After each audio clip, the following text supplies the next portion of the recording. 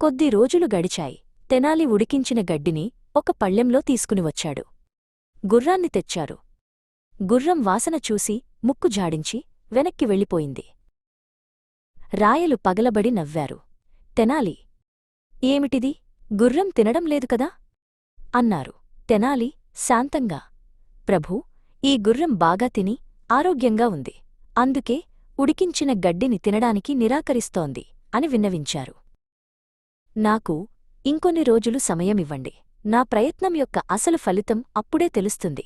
గుర్రం ఈ గడ్డిని ఖచ్చితంగా తినేలా చేస్తాను అని తెనాలి గట్టిగా చెప్పారు. రాయలు అనుమతించారు. 2 రోజుల తర్వాత తెనాలి రాజుగారి గుర్రాన్ని కాకుండా బాగా చిక్కిపోయినా ఆకలితో ఉన్న ఒక గుర్రాన్ని తీసుకొచ్చారు. దానికి ఆ ఉడికించిన గడ్డిని పెట్టారు. తెనాలి రాయలతో, ప్రభూ, ఆకలి వేసినప్పుడు రుచి గురించి ఆలోచించరు. అవసరం ఉన్నప్పుడు అసాధ్యం కూడా సాధ్యమే అవుతుంది.